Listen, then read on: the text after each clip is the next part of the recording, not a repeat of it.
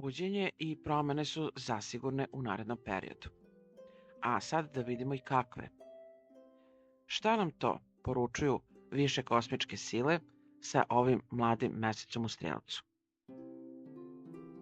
Podznak Rak. Mlad mesec u natalnom 6. polju.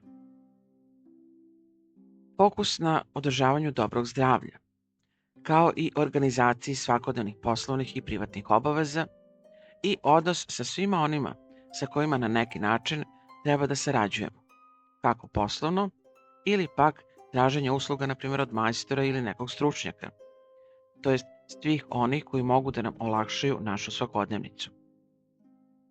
Pozitivnim prihvatanjem da je došlo vreme da se naprave neke veće promene na ovom polju života koje nudi mlad mesec iz Strelca, obično za rezultat donosi poboljšanje zdravlja, kao i veću efikasnost u obavljanju svega onoga što smo odredili od poslova za jedan dan.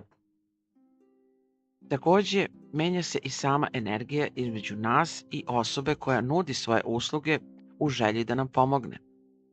Ako ne postoji prihvatanje, već negiranje činjenice da ništa ne treba menjati što se tiče naše nege tela i održavanja zdravlja, ili pak stava da nam niko nije potreban kako bi završili svoje svakodnevne obaveze ili, na primjer, popravili nešto po kući, za rezultat ćemo imati upravo suprotan efekat. Murphyjev baksuzni zakon neverovatnoće na delu. Pad imuniteta, problemi u organizaciji svakodnevnice, kao i problematični, pa tako i skupi, neuspešni poslovni odnosi sa majstorima. Znači, kada naš uradi sam metod nije upalio. Ovde mlad mesec savetuje da je vrlo važno promeniti neke navike i stavove vezane za zdravlje i organizaciju svakodnevnice, jer u suprotnom može doći do velikih problema, posebno za zdravlje.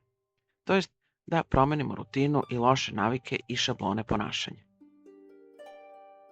Do sledećeg slušanja, kao i uvek, puno sreće i puno dobrih vibracija. Želi vam vaš astrolog Nevenka Blažik.